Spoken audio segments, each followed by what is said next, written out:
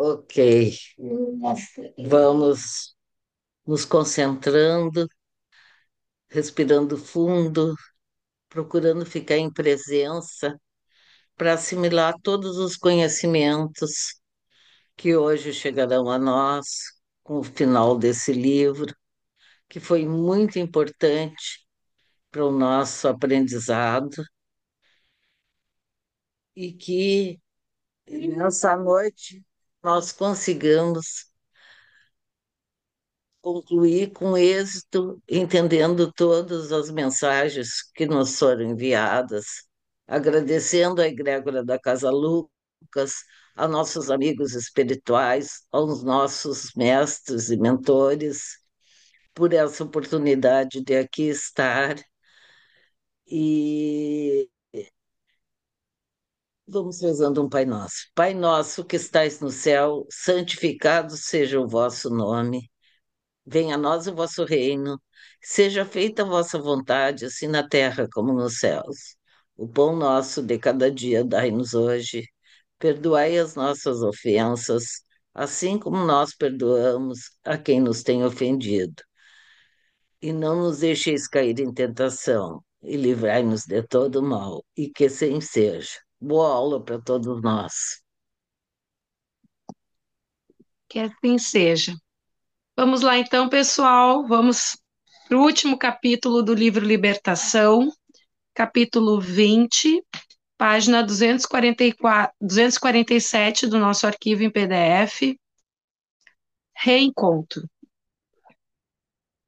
A noite ia avançada, mas o nosso instrutor, vagueando o olhar em torno, parecia consultar a paisagem externa, ensimesmado, pensativo. Logo após, fitou enternecido a filha espiritual que passara a convalescer em brando e defendido repouso. Orou longamente junto dela, na câmara íntima, e em seguida veio anunciar-nos o instante da partida. Aves tornando ao ninho de esperança e de paz, deveríamos agora transportar conosco outros pássaros de asas semi-mutiladas que atormentadas paixões ameaçava. Todos os corações ali socorridos demandariam junto de nós outros campos de ação regenerativa e redentora.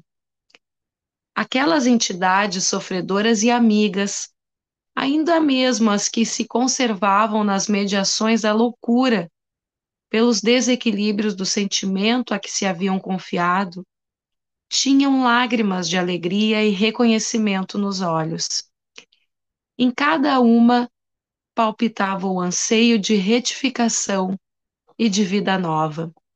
Por isto mesmo, talvez, cravavam o olhar inquieto e jubiloso em nosso orientador, como que ali devorarem as palavras. Todos os companheiros incorporados à nossa missão destes dias, avisava Gúbio paternal, desde que se mantenham perseverantes no propósito de autorrestauração, seguem ao nosso lado, com acesso aos círculos de trabalho condigno, onde estudantes do bem e da luz lhes acolherão com simpatia as aspirações de vida superior. Espero, contudo, que não aguardem milagres na esfera próxima. O trabalho de reajustamento próprio é artigo de lei irrevogável em todos os ângulos do universo. Ninguém suplique protecionismo a que não fez jus, nem flores de mel às sementes amargas que semeou em outro tempo. Somos livros vivos de quanto pensamos e praticamos, e os olhos cristalinos da justiça divina nos leem em toda a parte. Se há um ministério humano na crosta da Terra, determinando sobre as vidas inferiores da gleba planetária, temos em nossas linhas de ação o ministério dos anjos, dominando em nossos caminhos evolutivos. Ninguém trai os princípios estabelecidos.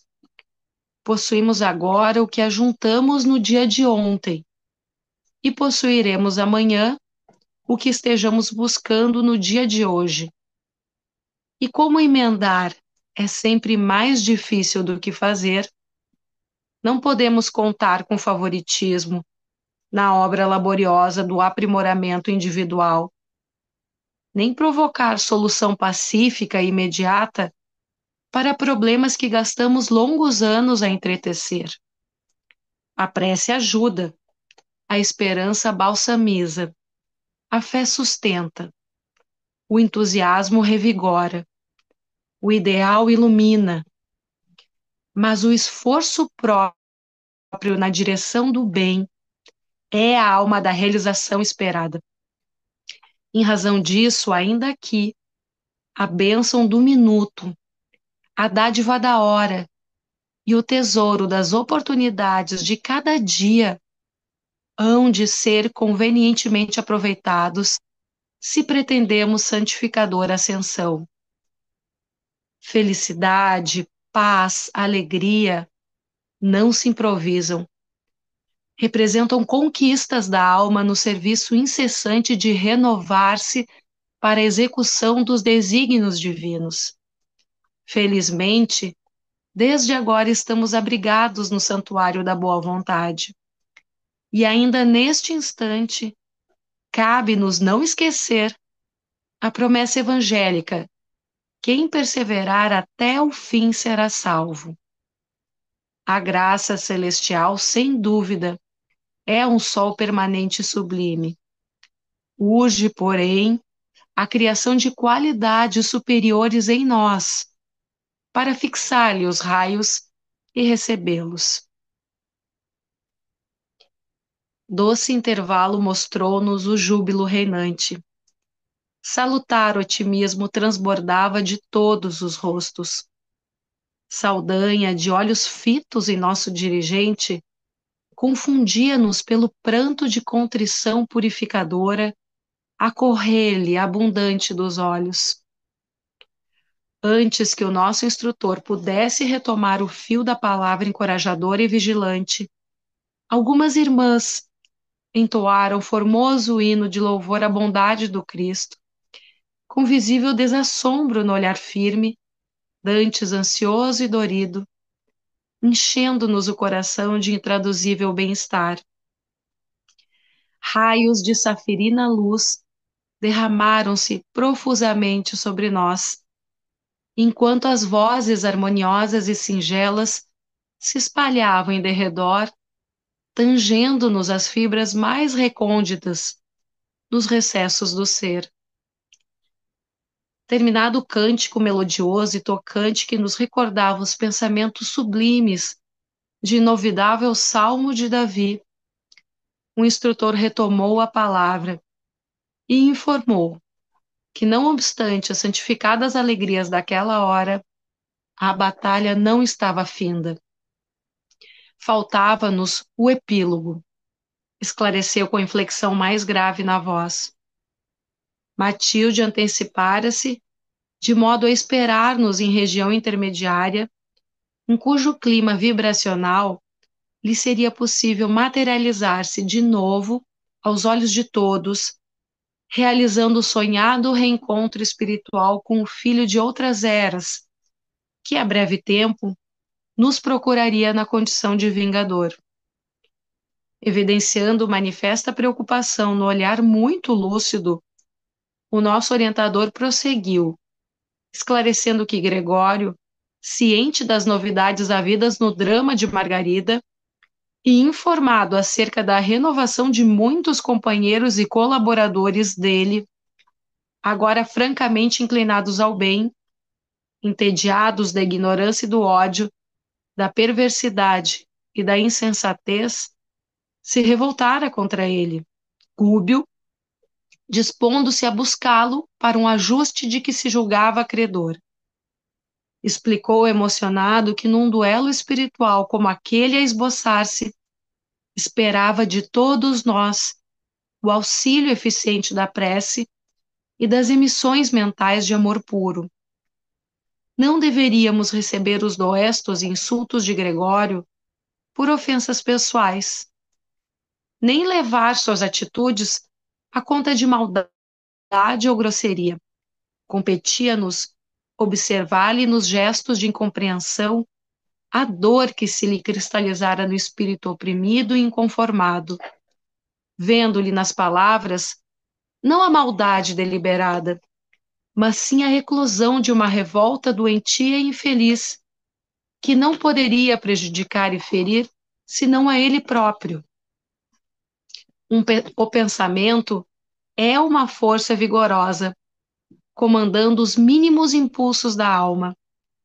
E se nos entregássemos à reação espiritual, armada de ódio ou desarmonia, pactuaríamos com a violência, impedindo não só a manifestação providencial de Matilde, a benfeitora, mas também a renovação de Gregório, que guardava a inteligência centralizada no mal.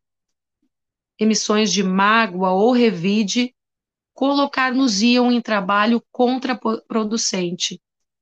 As vibrações de amor fraternal, quais a que o Cristo nos legou, são as verdadeiras energias dissolventes da vingança, da perseguição, da indisciplina, da vaidade e do egoísmo que atormentam a experiência humana. Além disso, tornou um instrutor bondoso, cumpria-nos considerar que aquela mente transviada do trilho divino se caracterizava muito mais pela moléstia do orgulho ferido e impenitente do que pela perversidade. Gregório era tão somente um infeliz, quanto nós mesmos, em passado próximo ou remoto, acicatado por rebeliões e remorsos interiores, a lhe desajustarem os sentimentos. Merecia, por isso mesmo, nossa dedicação carinhosa e confortadora, ainda mesmo que nos visitasse com aparências de acelerado ou de louco. Nossa conduta, aliás, nada apresentava de surpreendente em semelhante capítulo, porque não fora para ensinar-nos outras lições que o Cristo trabalhara em benefício de todos e padecera na cruz, sem ninguém. Notificou-nos ainda que o sacerdote das sombras se faria acompanhar em sua vinda até nós de muitos companheiros tão envenenados mentalmente quanto ele, e que contra essa equipe de criaturas inimigas da luz cabia-nos formar um todo de defesa harmônica através da fraternidade legítima, da oração intercessora e do amor espiritual que se compadece e age em favor da restauração do bem. Valendo-se da pausa que se impusera, natural, Saldanha perguntou ao nosso mentor se não devíamos organizar pelo menos um movimento coordenado de repulsão energética, ao que o dirigente sábio e amigo respondeu sorrindo. Saldanha, em companhia do mestre que abraçamos, só há lugar para o trabalho sadio, com o entendimento das lições de sacrifício e iluminação que nos deixou. Não acredites que um golpe possa desaparecer com outro golpe. Não se cura a ferida aprofundando o sulco da carne em sangue. A cicatriz abençoada surge sempre à custa de enfermagem, remédio ou retificação, com ascendentes de amor. Quem pretende o reinado do Cristo entrega-se a ele. Somos servos. A defesa, qualquer que seja, pertence ao Senhor. O ex-perseguidor calou-se humilde.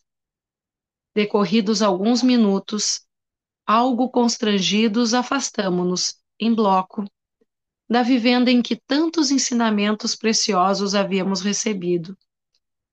Amparados os mais doentes naqueles que se mostravam mais fortes, retiramo-nos cautelosos pondo-nos a caminho da zona pré-estabelecida. 2 horas de jornada, sob a supervisão de Gúbio, perfeitamente treinado em experiências daquela natureza, conduziram-nos ao local desejado. O campo em torno era singularmente belo.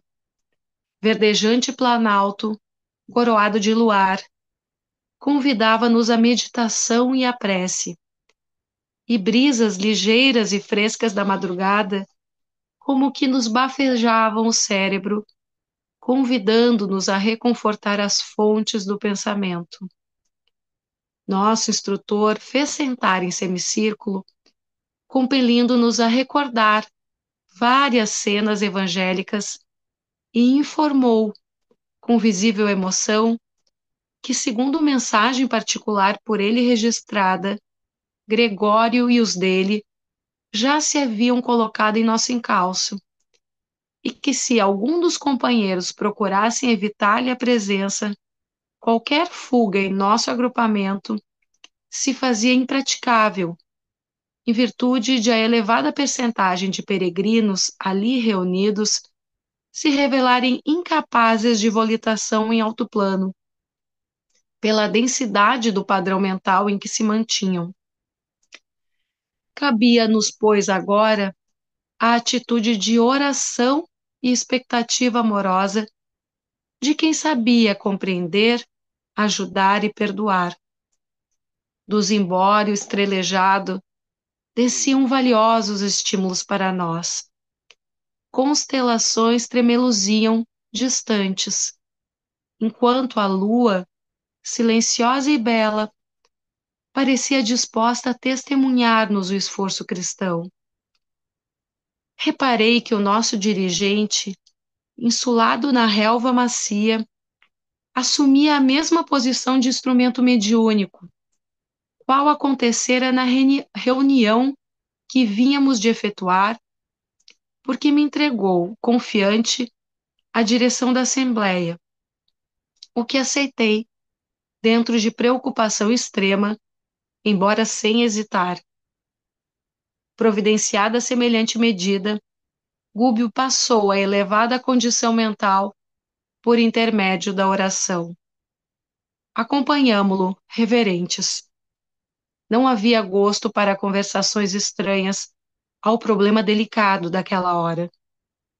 Demorávamos-nos em observação expectante quando o ruído longínquo nos anunciou a alteração dos acontecimentos.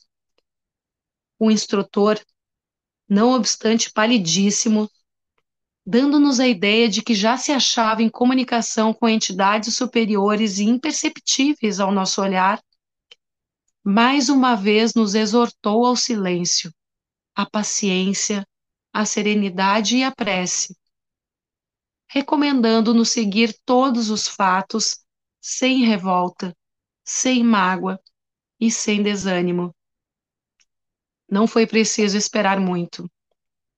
Alguns minutos se desdobraram apressados e Gregório, com algumas dezenas de assalariados, surgiu em campo, investindo-nos com palavrões que se caracterizavam pela dureza e violência. Os recém-chegados apareceram acompanhados de grande cópia de animais, em maioria monstruosos.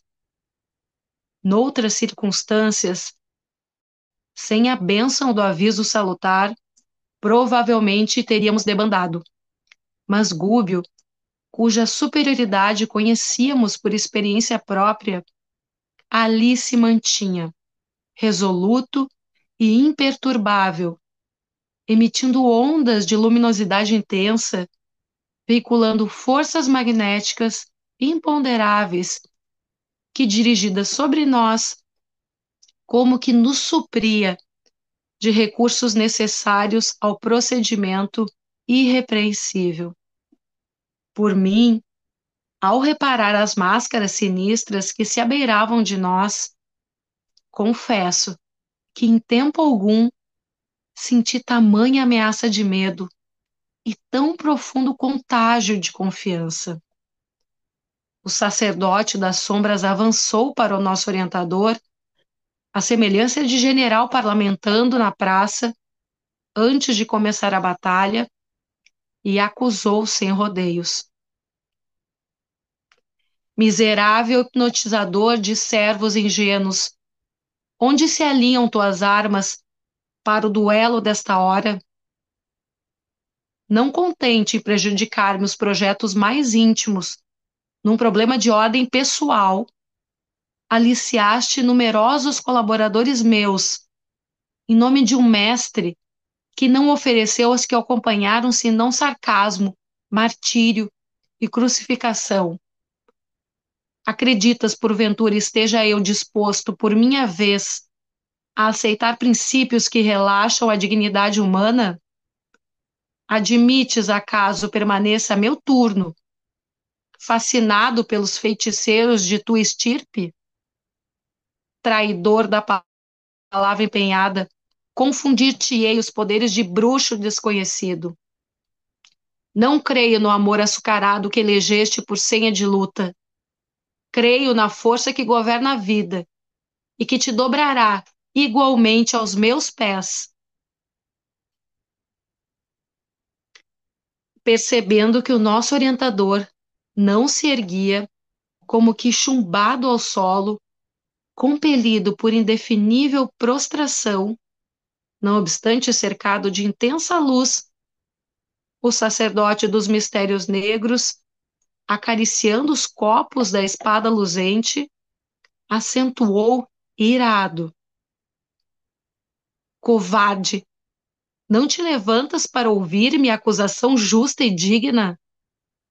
Perdeste também o brio, semelhando-te a quantos te antecederam no movimento de humilhação que persiste no mundo há quase 2000 anos.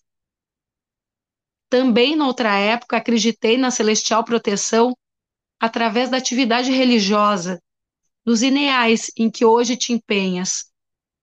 Entendi, contudo, há tempo, que o trono divino paira distante demais para que nos preocupemos em alcançá-lo.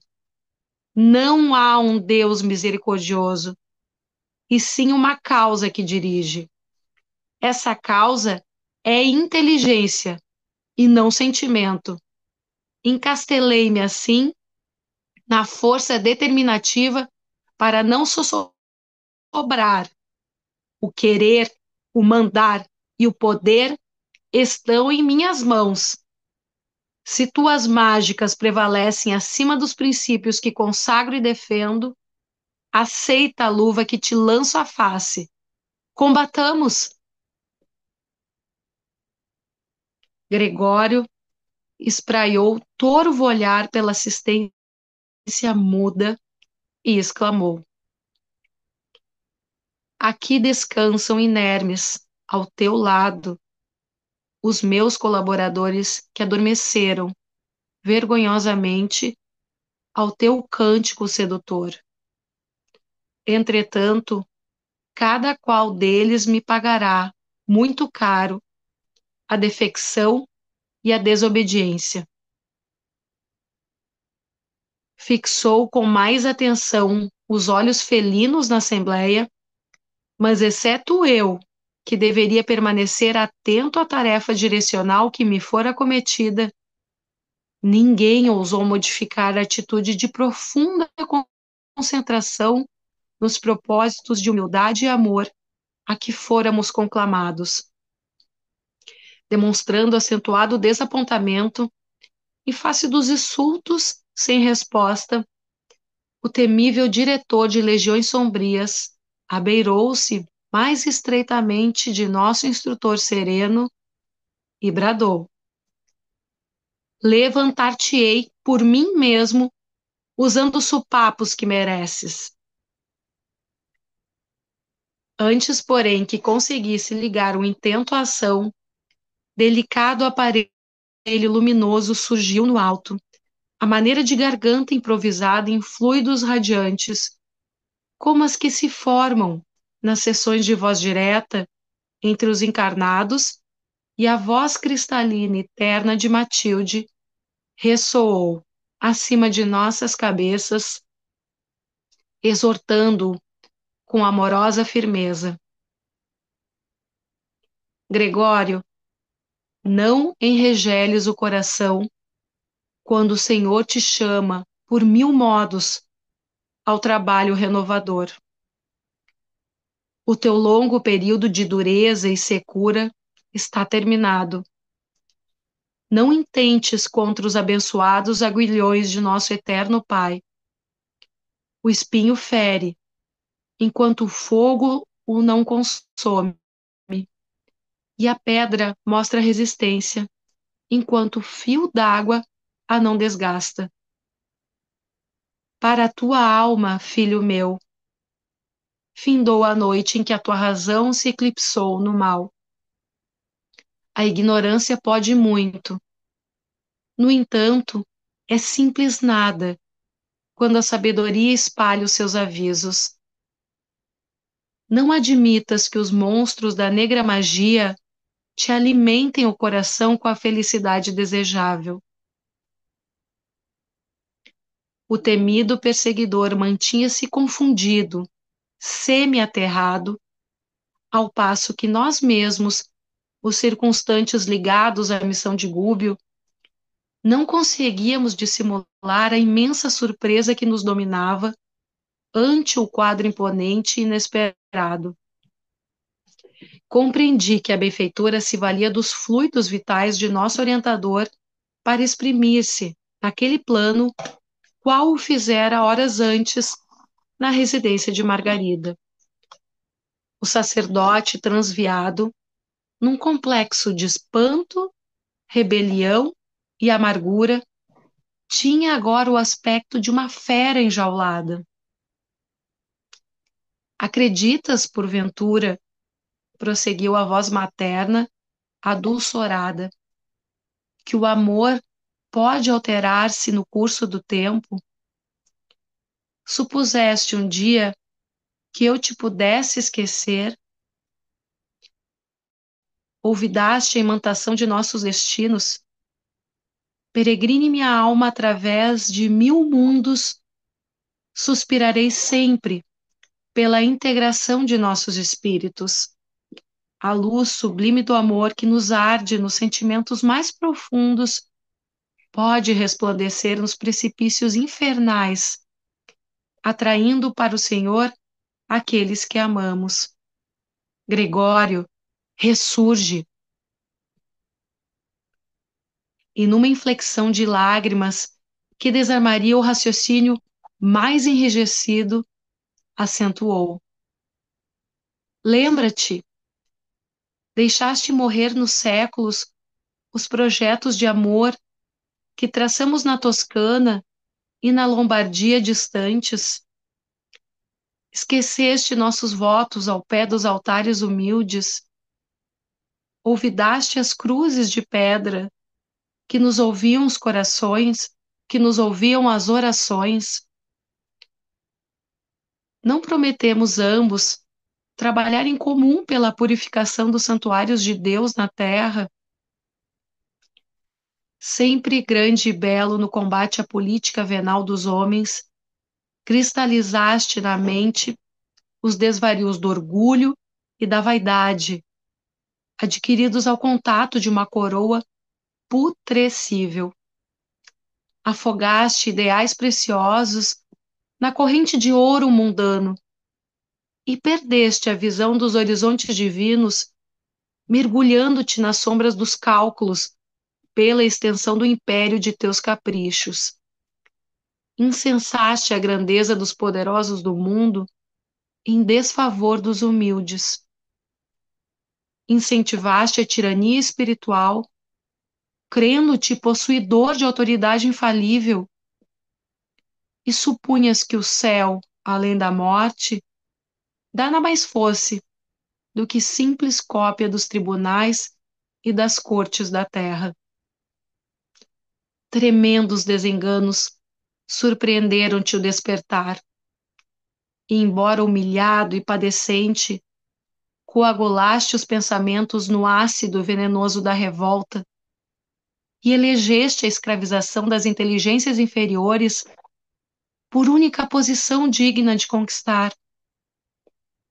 Durante séculos, tens sido apenas rude disciplinador de almas criminosas e perturbadas, que o túmulo encontrou na imprudência e no vício. Não te doerá, porém, filho meu, a triste condição de gênio desprezível?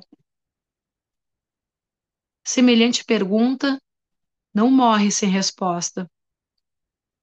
Falam por ti o imenso tédio do mal e a profunda solidão interior que presentemente te invadem as horas.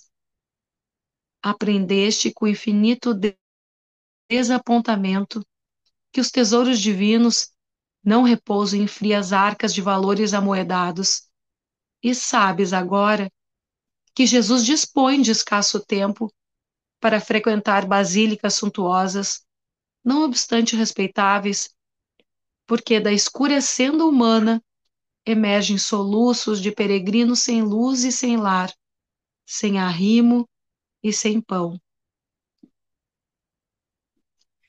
Via-se que a benfeitora, quase asfixiada pela emoção, apresentava enorme dificuldade para continuar, mas após longa pausa, que ninguém ousou interromper, prosseguiu comovida.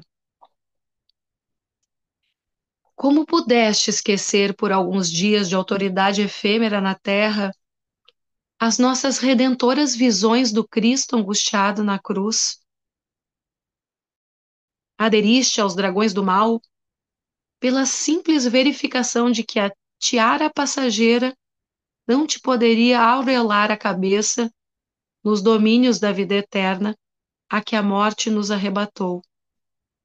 Entretanto, o divino amigo jamais descreu das nossas promessas de serviço e espera por nós, com a mesma abnegação do princípio. Vamos, sou Matilde, alma de tua alma, que um dia te adotou por filho querido e a quem amaste como dedicada mãe espiritual. Calou-se a voz da mensageira, interditada pela corrente de pranto. Foi então que Gregório, fazendo quanto lhe era possível por manter-se de pé, gritou, como ansioso por fugir a si mesmo: Não creio, não creio, estou só. Consagrei-me ao serviço das sombras e não tenho outros compromissos. Transbordava-lhe da voz menos altiva um tom de pavor indescritível. Parecia disposto à fuga, francamente transformado. Mas, ante a assembleia estática e silenciosa, mantia-se magnetizado pela palavra da benfeitora que se fazia ouvir, austera e doce, bela e terrível, escalpelando-lhe a consciência. Espraiou o olhar de leão ferido através de todos os ângulos do campo que nos situava e, sentindo-se no centro de quantos assistiam ali, atônitos, à cena inesperada, exteriorizou na expressão fisionômica todo o desespero extremo que lhe vagava na alma, arrancou a espada da bainha e bradou encolerizado: Vim para combater, não para argumentar. Não temos sortilégios. Sou um chefe e não posso perder os minutos com palavras tergiversantes. Não admito a presença de minha mãe espiritual de outras eras. Conheço as artimanhas dos fascinadores e não tenho outra alternativa senão duelar. Fitando a delicada forma de luz que pairava no espaço, acrescentou: Por quem és? Anjo ou demônio? Aparece e combate. Aceitas meu desafio? Sim, respondeu Matilde com ternura e humildade. Tua espada? Trovejou Gregório, arquejante. Vê-la-ás dentro em breve. Após alguns momentos de ansiosa expectativa, apagou-se a garganta luminosa que brilhava sobre nós, mas leve massa radiante disforme surgiu, não longe, à nossa vista. Compreendi que a valorosa emissária se materializaria ali mesmo, utilizando os fluidos vitais que o nosso orientador lhe fornecia. Júbilo e assombro dominavam a assembleia. Em poucos instantes, erguia-se Matilde, a nosso olhar, de rosto velado por véu de gaze tenuíssima. A túnica alva e luminescente, aliada ao porte esguio e nobre, sob a auréola de safirina luz de que se tocava, traziam à lembrança alguma encantada Madonna da Idade Média, em repentina aparição. Adiantava-se, digna e calma, na direção do sombrio perseguidor. Todavia, Gregório, perturbado e impaciente, atacou-a de longe e empunhou a lâmina em riste, exclamando resoluto: As armas! As armas! Matilde estacou serena e humilde, embora imponente e bela, com a majestade de uma rainha coroada de sol. Decorridos alguns instantes ligeiros, movimentou-se novamente e, alçando a destra radiosa até o coração, caminhou para ele, afirmando em voz doce e terna: Eu não tenho outra espada, senão a do amor, com que sempre te amei. E de súbito, desvelou o semblante vestalino, revelando-lhe a individualidade num dilúvio de intensa luz. Contemplando-lhe então a beleza suave e sublime, banhada de lágrimas, e sentindo-lhe as irradiações enternecedoras dos braços, que agora se lhe abriam envolventes e acolhedores, Gregório deixou cair a lâmina cerada e, de joelhos, se prosternou, bradando: Mãe, minha mãe, minha mãe! Matilde enlaçou-o e exclamou: meu filho, Deus te abençoe. Quero-te mais do que nunca. Verificara-se ali, naquele abraço, espantoso choque entre a luz e a treva não resistiu. Gregório, como que abalado nos refolhos do ser, regressara à fragilidade infantil, em pleno desmaio da força que o sustinha. Finalmente, iniciara sua libertação. A benfeitora enlevada recolhera-o enlanguescido nos braços, enquanto numerosos membros da sombria falange fugiam espavoridos.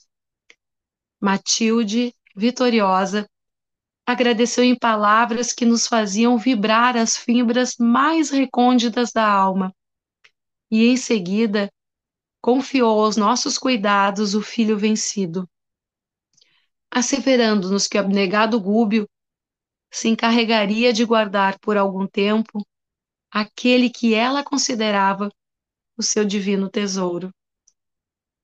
Após abraçar-nos generosa, desmaterializou-se ao nosso coro de hosanas, a fim de seguir, de mais longe, a preparação do futuro glorioso. Refez-se o nosso orientador, reintegrando-se em nosso grupo de serviço. Edificado, feliz, Gúbio sustentou o Gregório, inerte nos braços, à maneira do cristão fiel, que se orgulha de suportar o companheiro menos feliz. Orou, cercado de claridade santificante, arrancando-nos lágrimas irreprimíveis de alegria e reconhecimento. E depois, ante a paz que se estabelecera, triunfante e ditosa, deu por fim da nossa tarefa, dispondo-se a guiar a heterogênea, mas expressiva coletividade de novos estudantes do bem, recolhidos nos trabalhos de salvação de Margarida, até a importante e abençoada colônia de trabalho regenerador. Surgira para mim a despedida. Tinha meus olhos úmidos de pranto. O instrutor abraçou-me e, retendo-me junto do coração, falou bondoso: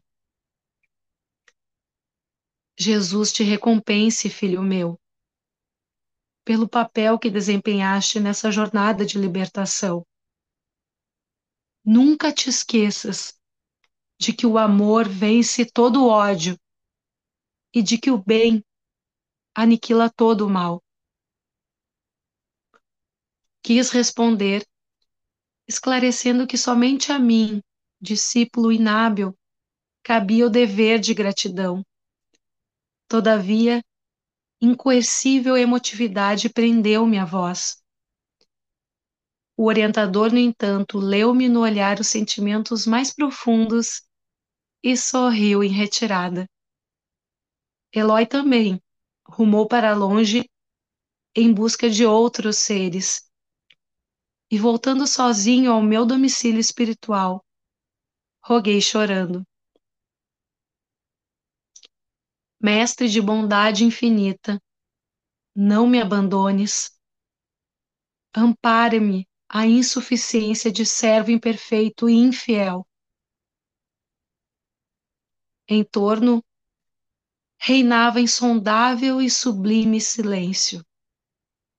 Mas enquanto o horizonte se tingia de rubro, preludiando a festa da aurora, a estrela matutina brilhava, tremeluzindo aos meus olhos, qual celeste resposta de luz. Fim do livro Libertação. Bom, então, chegamos ao final do livro, né, esse capítulo, do 20º capítulo, e é importante a gente frisar duas coisas, que de toda a coleção do André Luiz, que são os 13 de estudo do mundo espiritual, que na realidade são 16 obras, né, que termina na vida continua, começou no nosso lar. Os dois livros mais importantes do ponto de vista de notícias do mundo espiritual é o Nosso Lar e o Libertação. Só que o nosso lar é o sonho, é o futuro, é a aspiração de cada um, né? É a parte boa, é o que nos espera se a gente tiver mérito em frequentar uma colônia espiritual daquele nível, a não ser em visitas esporádicas, se for também do nosso mérito. Mas o libertação, essas notícias do mundo espiritual inferior, que dá das regiões umbralinas, do umbral grosso para baixo, é o que dá a nossa realidade dos nossos últimos, né? Pega os nossos 2000 anos para trás, nós temos muito mais de libertação do que a aspiração do nosso lar. Nosso lar, quem sabe, nós tínhamos notícias de cidades como o nosso lar e ficava com aquela coisa assim como são coisas contadas que só espíritos, os profetas podiam dizer, o reino dos céus, aquela coisa bíblica meio da simbologia do que é o céu e o inferno, de achar que o mundo celestial existe, mas inacessível, do ponto de vista da incompreensão nossa.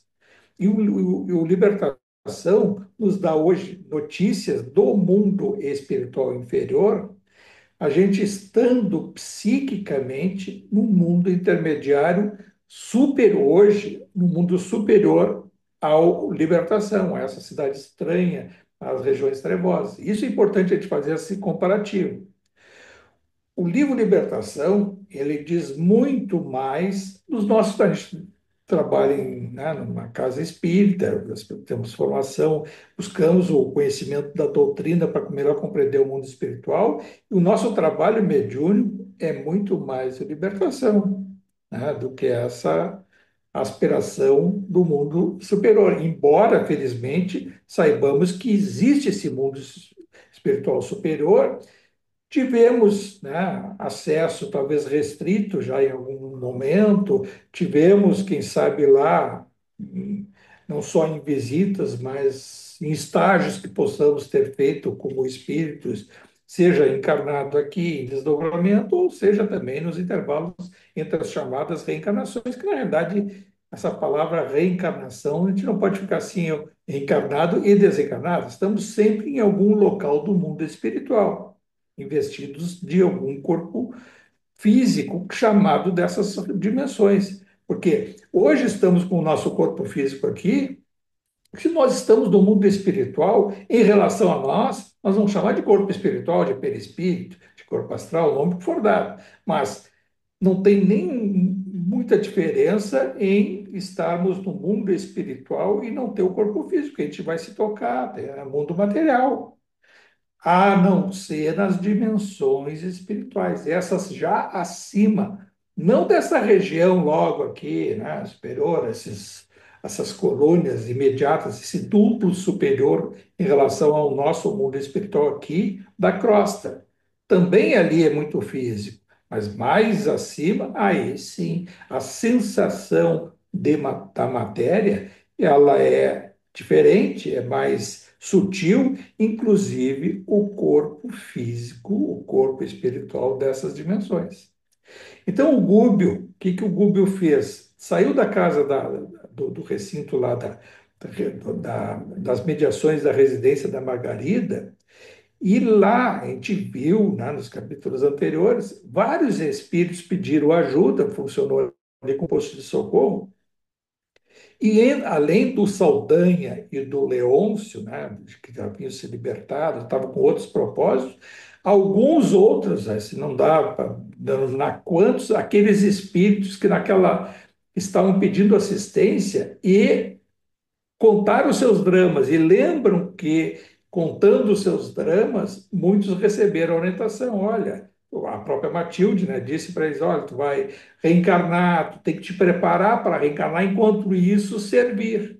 Servir aqui no mundo espiritual antes de encarnar. A gente viu 2 ou 3 casos ali, 4 casos mais explícitos, e dentre esses espíritos se associaram o do Saldanha e o do Leôncio, e foram com o Gúbio. Veja só que coisa interessante. O Gúbio podia ter ido, vou lá embaixo, vai com o Eloy, vai com o André Luiz, e mais com um que outro, vão enfrentar o Gregório, entre aspas, enfrentar, né? Para confronto, mas para estar à presença do Gregório que eu esperava. Esperava por quê? Porque as notícias chegaram as notícias para o Gregório de que ele havia traído, que o Gregório achou, aí essa sensação também vale para a nossa vida. Quantas vezes, em alguma oportunidade, nós conversamos com alguém, ou alguém conversou com a gente, né? E nos convenceu de uma determinada situação, contando uma história, alguns propósitos, né? Nos convenceu, nos persuadiu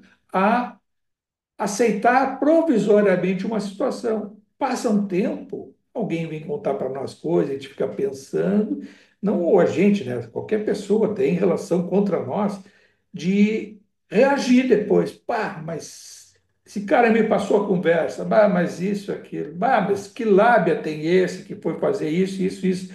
E é uma revolta nossa ou de alguém em relação a nós de ter passado a conversa e a sensação de ter passado a conversa. E foi assim que o Gúbio se sentiu, que o Gregório se sentiu em relação ao Gúbio.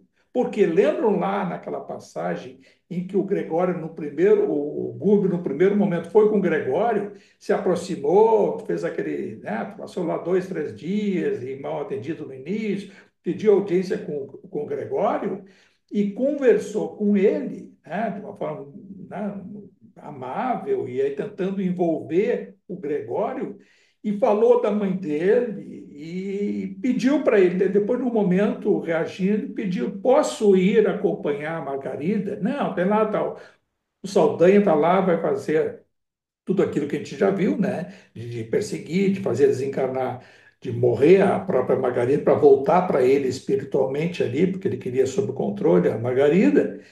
E o Gúbio pede, né, de uma forma astuta, mas fraterna, pede para acompanhar o Saldanha. E aí que o processo se dá, o Saldanha acaba depois, né, interagindo, e aí todo aquele processo lá com o filho dele, o Jorge e tal, aquela passagem toda que a gente já viu, e depois o Leôncio e tal, e outros se envolveram com a conversa do Gúbio, e o Gregório recebeu essa notícia. A fofoca chegou para o Gregório: olha, aquele homem que veio aqui, foi lá, acompanhou o Saldanha, mas não foi acompanhar o caso. Ele foi te trair. Ele, inclusive, o Saldanha entrou na jogada dele, o Leôncio, e nós fomos perdendo os nossos soldados e todo mundo. E parece que todo mundo que se aproxima acaba aderindo.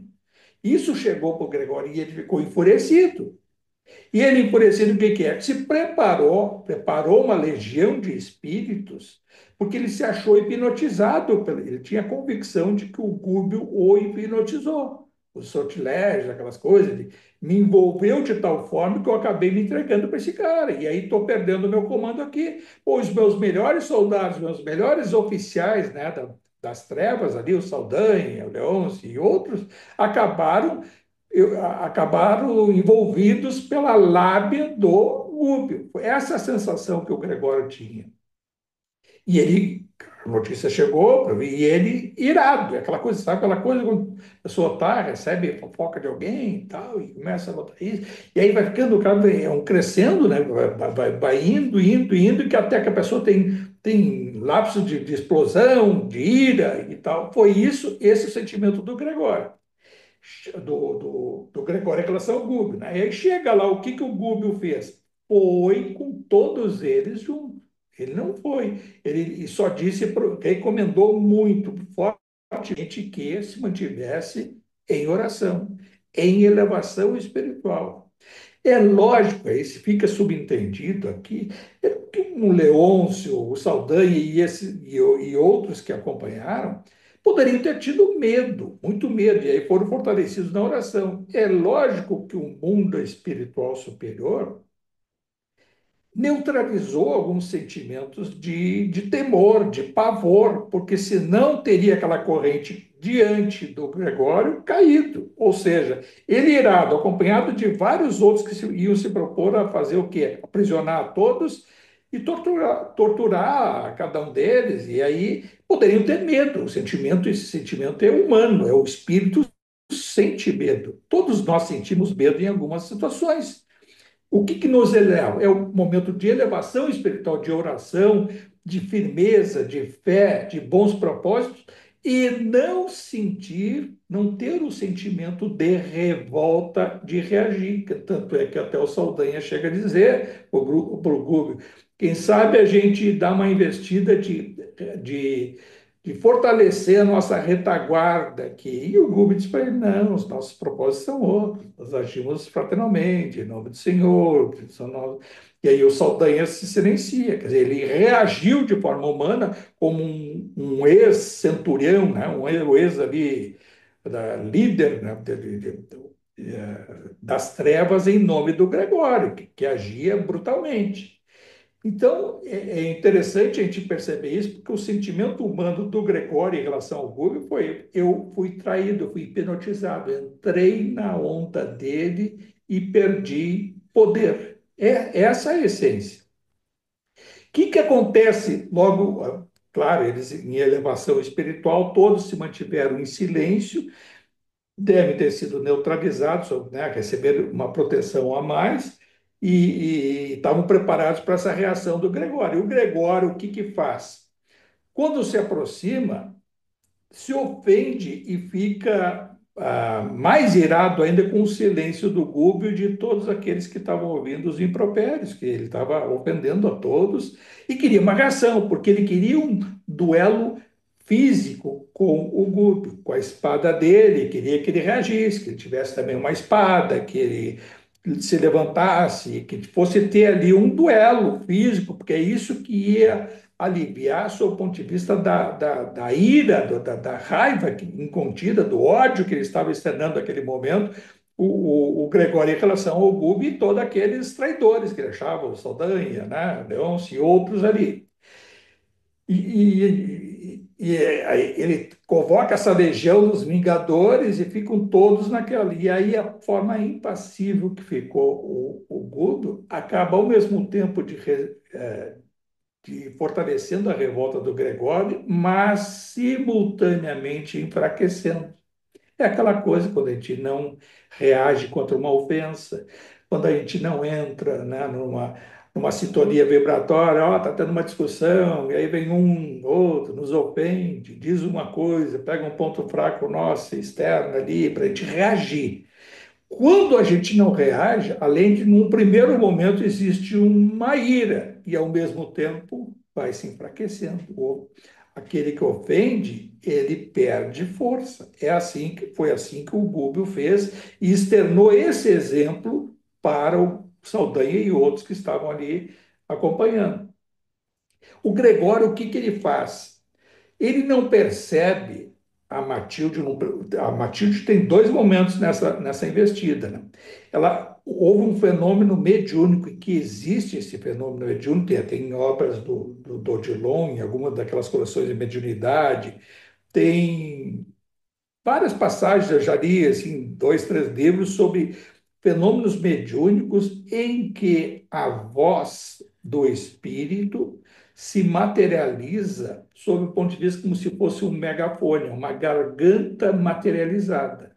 Isso acontece, tem fenômenos, né, tanto lá com o Chico Xavier e muitos outros médios, fenômenos contados até nos livros do Inácio, tem um que outro, que até o Odilon conta da garganta, o Odilon falando numa sessão mediúnica, em que há um aparelho vocal, pode ser um megafone, uma garganta materializada que sai som.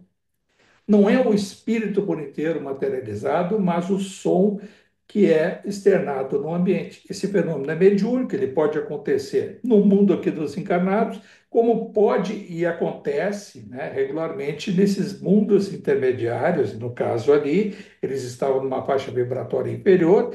A Matilde, num primeiro momento, não ficou visível, e sim a voz dela que fez aquelas colocações. E o Gregório estava achando que aquilo ali era nada mais do que um efeito, mais uma vez, da hipnotização que estava sendo sortilégios do próprio Gúbio contra ele. Ou seja, invocando a mãe dele, trazendo uma voz, que fenômeno é esse, que eu não conheço, não é a minha mãe, e dizendo em nome da Matilde, da mãe dele, coisas que ele não foi suficiente para que ele fosse se enfraquecer e se submeter àquela vontade hipnotizante, né? E aí o que acontece? Ele puxa a espada e quer investir contra essa voz, contra essa garganta, e quer investir contra o Gupe, que aí é o limite, tá? Que é da ira dele, que poderia chegar a uma agressão física, né, nesse mundo espiritual lá inferior. E aí a Matilde se materializa se utilizando mais uma vez do ectoplasma do Gúbio, e ela se materializa como já ocorreu quando estudamos no capítulo anterior, que ela conversou com aquela comunidade lá na Margarida, inclusive com a própria Margarida. Aí ela se materializa, a Matilde, e aí sim tem o diálogo final com esse Gregório. E aí ele, vendo a mãe, aquela mãe de 700 anos antes, ela colocando situações do planejamento que tinha para aquela encarnação dele, quando ele foi Papa Gregório IX. Antes de ser Papa, ele foi ordenado padre. E na educação dele, ela invoca aquela situação, né, até dá localizações lá na própria Itália, lá, nas regiões da Itália, que conviviam em família, e os propósitos do Evangelho de Jesus, e tal, e queria se ordenar padre. Ela fala todas essas coisas para que ele caia em si, para os propósitos que ele tinha como ser um religioso ordenado padre, que depois chega ao papado.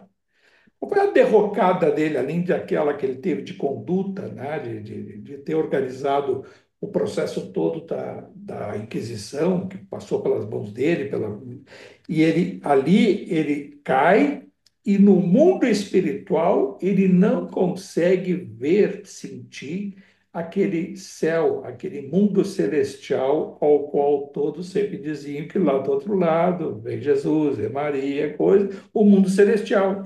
E ele aí sim passa a se investir contra a luz, dizendo que o que vale lá do outro lado, na realidade, não é a questão espiritual de elevação moral, e sim da inteligência, da imposição do conhecimento e a justiça como ela deve ser imposta.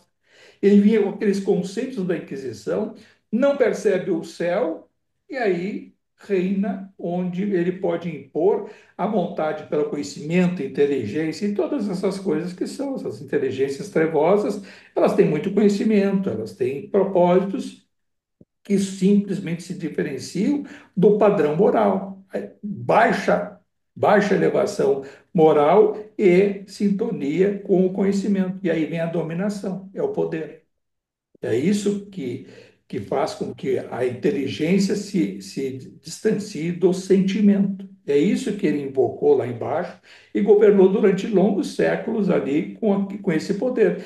Cristalizado, ou seja, fica num ambiente em que mentalmente ele fica fixado em determinados propósitos. Então, dominação e tudo. E aí passa a agir ali em sintonia com os chamados dragões, né, espíritos trevosos dessas regiões inferiores, e que de degradação do próprio corpo espiritual e tudo que ocorreu com ele. Bom, é importante a gente saber que durante todo esse atendimento, aquele grupo, aquela plateia de espíritos que acompanhava o culto, assistiram inertes, eles não se envolveram psiquicamente, conseguiram isolar o seu sentimento, tanto de temor como de ira, de revolta ou de reação, e sim conseguiram se manter em oração, em sintonia com o pensamento do Google. Isso é fundamental quando a gente fala o que isso é um atendimento espiritual, uma corrente nossa, mediúnica, manter a vibração elevada. Ou seja, está ali o dirigente realizando a tarefa de endereçamento, né, do atendimento, da mensagem, do que deve ser feito.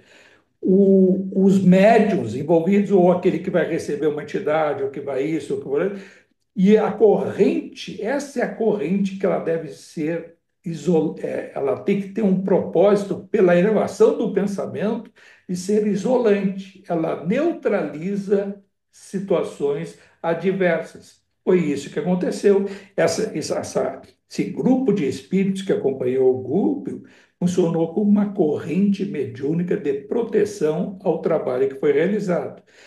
Pela Matilde que desceu, se materializou com o ectoplasma do Gúbio, ou seja, a materialização, os espíritos. Quando também na nossa corrente mediúnica vem um espírito e se comunica, seja da forma que for, até dessas mais, assim, que dá impressão não são, né, degradados, sob o ponto de vista assim, até da forma que o médium vai ter uma aparência fisionômica muito degradante e até assustadora, nada mais é do que se aproveitar do ectoplasma, da corrente, para ter aqueles momentos ali de encaminhamento, de oportunidade de libertação daquele espírito.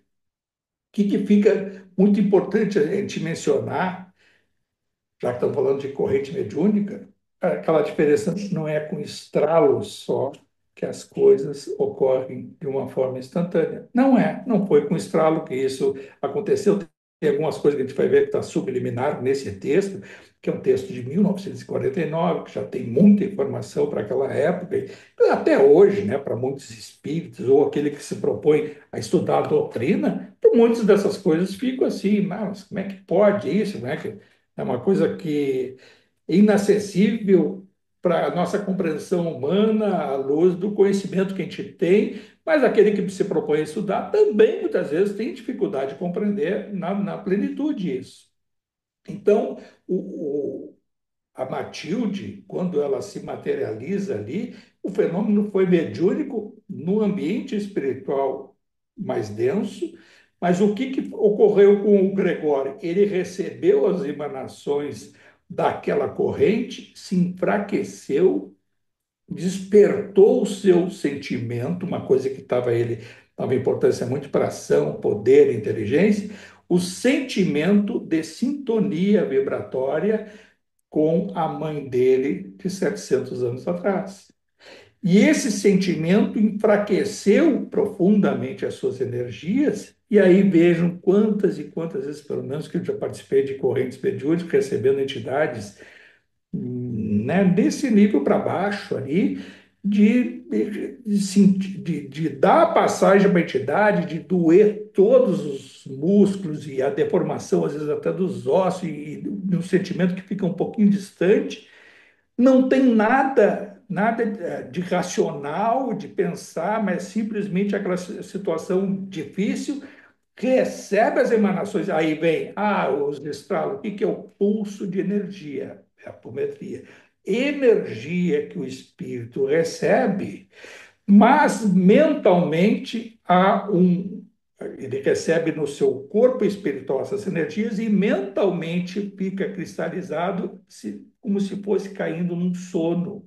E aí o desfalecimento, é um desmaiar, né? E aí o que acontece então quando está recebendo aquelas energias e é conduzido aí pelo dirigente, o espírito sai e dá uma sensação de que parece que está saindo um corpo dentro de um outro corpo, e esse cai como se fosse tá desmanhado. E ali é recolhido e colocado, encaminhando. Ele sai dali e vai encaminhar até numa maca ou no colo de alguém, ou não importa como, ele sai dali adormecido. Não sai dali recuperado, já dizendo vai fazer isso, vai fazer aquilo no programa. E aí que fica subentendido aqui. Vejam só que a Margarida, ela ia ter uma filha e essa filha vai ser a Matilde. Isso em 1949, até a Matilde, né, renascer na Margarida, casar, ter um filho, bota aí 20 anos, vamos botar 20 e poucos anos. Olha onde é que o Gregório nesse tempo vai ficar? Ele vai reencarnar no mundo espiritual. Não estava nesse texto, mas dá para entender hoje, com informações que se tem, esse mundo, ele perdeu aquele corpo, vai perder aquele corpo desfalecido, ele vai morrer lá no mundo espiritual, onde ele vai ser agregado. Claro que isso é um. Estou falando isso, quem, né, aí não leu, não viu, não sabe de outras coisas, bom, aí um dia que fica para o futuro.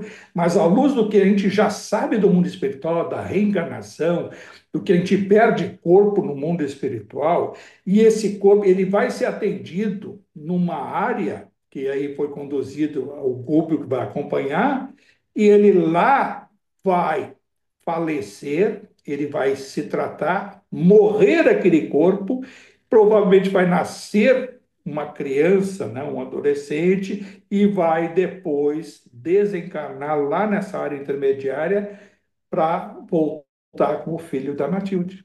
Aí fica também subentendido uma outra informação, é aquela que diz assim, tá, então tudo que ele foi, tudo que ele fez, aí daqui a pouquinho vai lá, encarna, e aí vai ter aquele futuro que a gente viu até nos primeiros capítulos ali, quando é dito pela.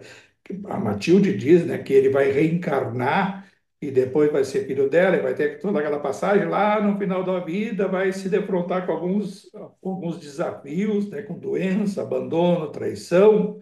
E a Matilde já vai desencarnar como mãe. E ele vai enfrentar isso no final, provavelmente até seja aí pelos dias que nós estamos vivendo hoje, né? Porque isso aí é década de 40, que ter reencarnado na década de 60, né? Você voltaria até a nossa idade aí, né?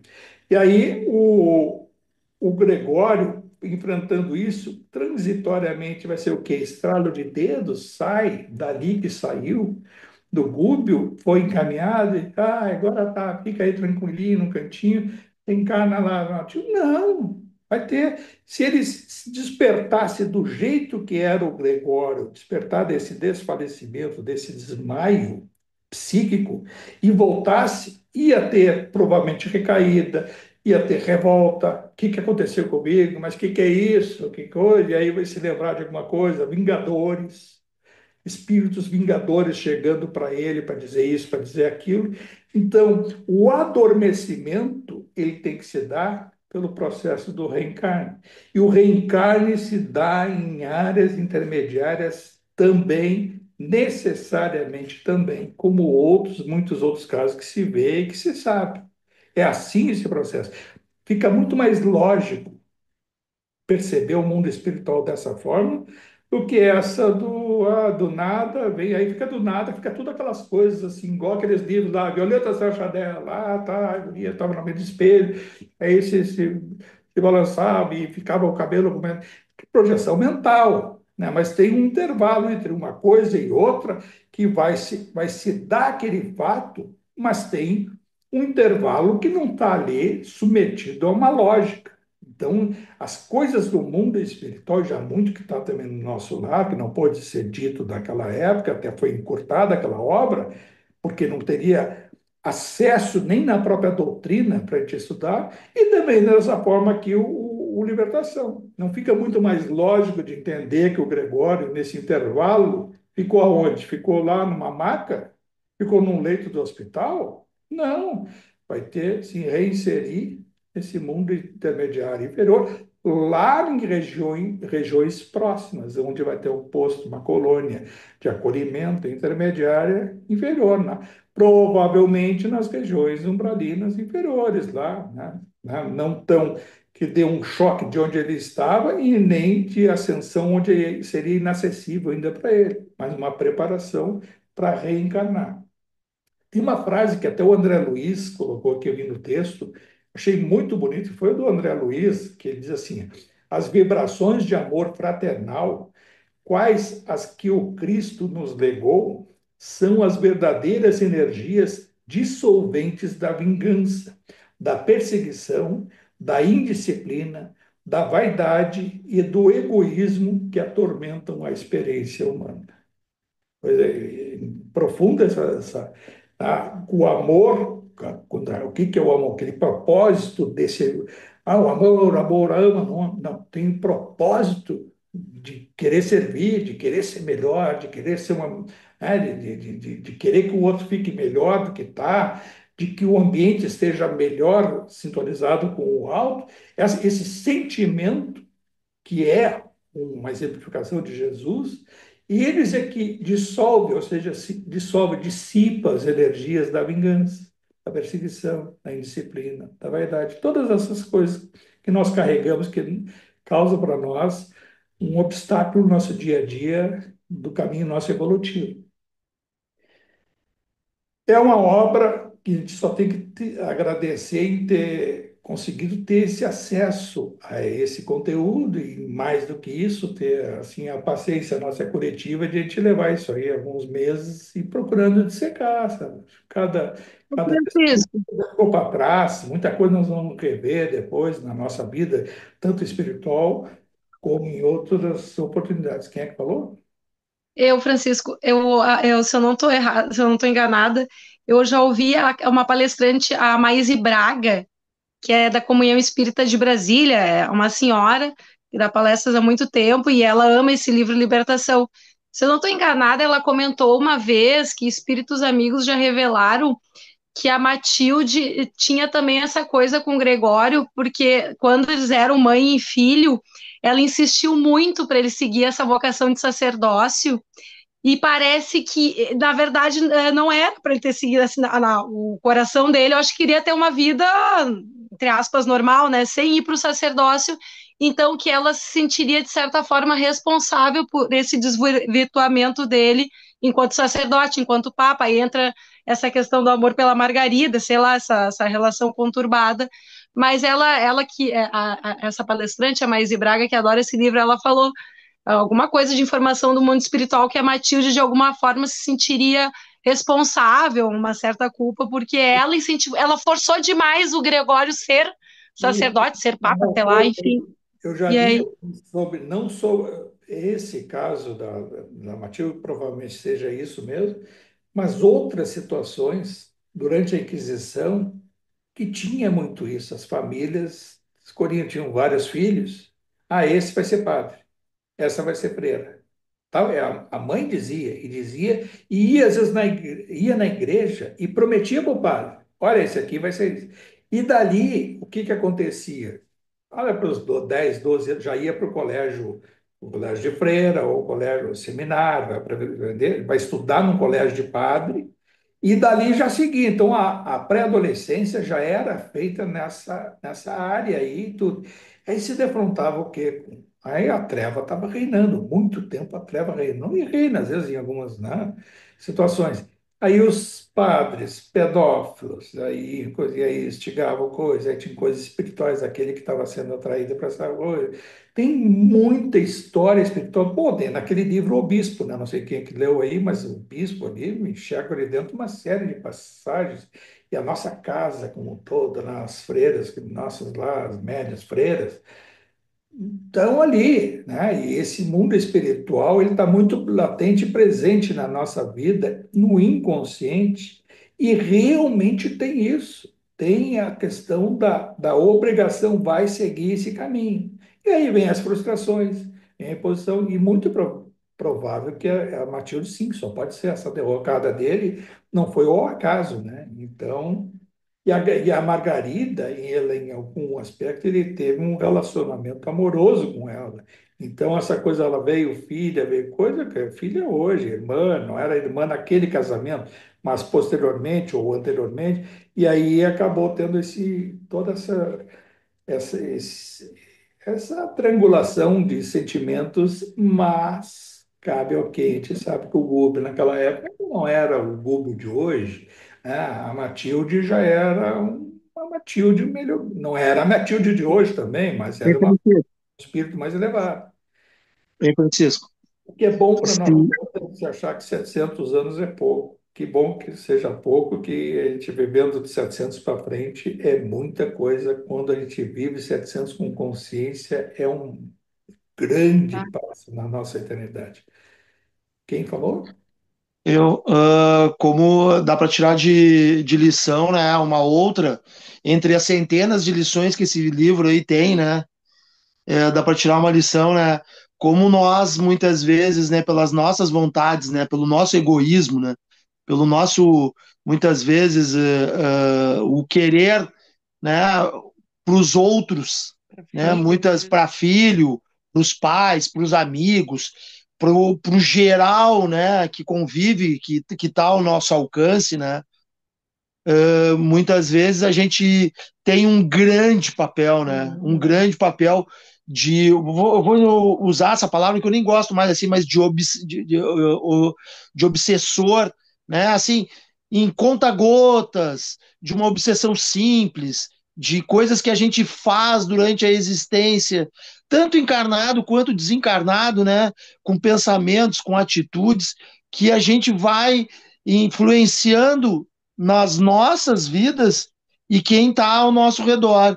E muitas vezes a gente se demora tanto que 700 anos é um tempo razoável para a gente começar a resolver algumas coisas, entendeu? Porque algumas coisas vão demorar 1000 anos, entendeu? 2000 anos, quem sabe, não sei, eu estou, né, divagando para o universo. Mas, assim, são tantos detalhes que a gente fala para um filho, fala para uma mãe, fala para um colega de trabalho, fala para um amigo, fala para não sei o quê, entendeu? Que para a gente resolver muitas vezes essas coisas, essa teia, né, de encarnações, e elas não são suficientes, né? A gente tem que tentar diminuir. Porque é muito difícil a gente respeitar o livre-arbítrio pleno das pessoas. É difícil, Aham. isso não é fácil, né? Quem é pai, quem tem família, vai ver que não é fácil. Mas quando a gente é solteiro ou é mais jovem, acha, não. E aí vem aquelas imposições. A gente só de olhar assim, coisas que foram impostas pelos nossos pais e que os nossos pais carregam dos seus pais, nossos avós. E tipo, Aham. muito lixo que tem ali acumulado e que aí tenta repetir. Não é fácil, porque a gente não vai.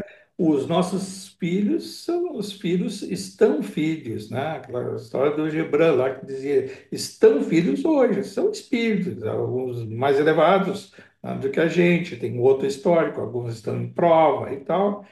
Mas é difícil respeitar o livre-arbítrio. Eu digo assim, por exemplo, eu estudo a doutrina espírita, minha família é católica. Eu lamento, não é lamentar, eu já ia dizer lamentavelmente, mas é uma coisa que eu já hoje aceito melhor. Eu tenho uns sobrinhos que estão aí meio chegados, tem uma série de correntes evangélicas que estão envolvendo jovens. Então tem jovens aí que estão, não nessa igreja, assim, infelizmente não é dessas, mas desse pensamento Jesus, evangelho, mas com outro propósito. E eu disse, pô, mas a gente já foi quantas vezes falando de espiritismo e coisa. Então tem um sobrinho muito próximo meu, então tá indo, tá frequentando esse negócio, tá gostando muito. Inclusive, às vezes pega a palavra lá, gosta de falar, sabe falar. Eu no início eu senti mal, me senti mal, né? Uma derrota, que horror. Mas aí depois eu pensei, pô, mas e se tivesse no mundo das drogas, se tivesse no ocultismo? Já melhorou algumas coisas, né? Antes fazia umas besteiras que não faz há tanto. É um momento dele, aí hoje eu até em oração, eu agradeço de estar nesse caminho.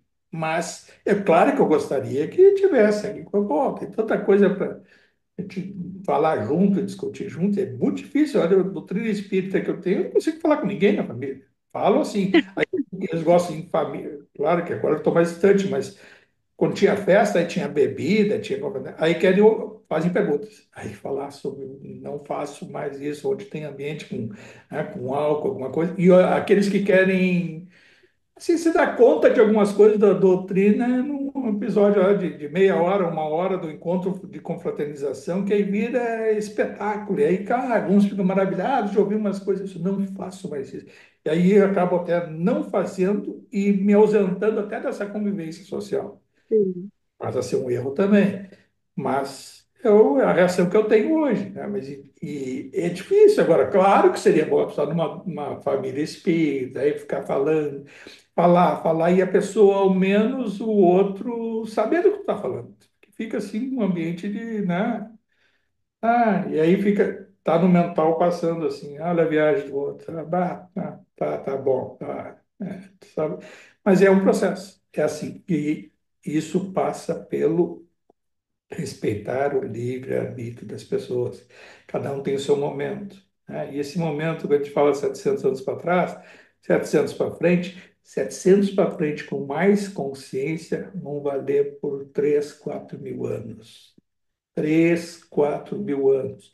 Tanto é que 700 para trás, muitas das coisas que a gente fazia, hoje nem perto disso a gente faz, tanto nos hábitos, tanto em todas as situações, né? Hábitos, tanto alimentares, aí vai dizer isso, fazer aquilo. 700 para frente, nós vamos ter vergonha de ter o dia se alimentado de carne animal, vergonha de ter feito isso, pensado aquilo, e assim por diante. Felizmente, porque o processo ele é de ascensão, de aperfeiçoamento.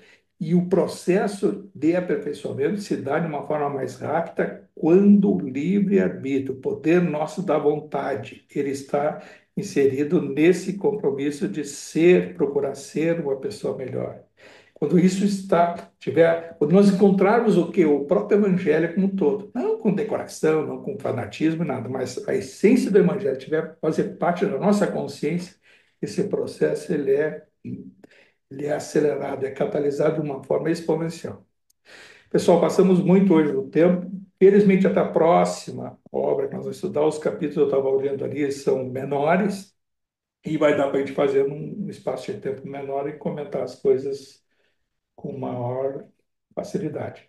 Tá bom? Vamos levar nosso pensamento, a nossa gratidão ao mundo espiritual, gratidão a Jesus, a todos os espíritos amigos que nos ajudaram, nos intuir, né, na abordagem com essa obra maravilhosa.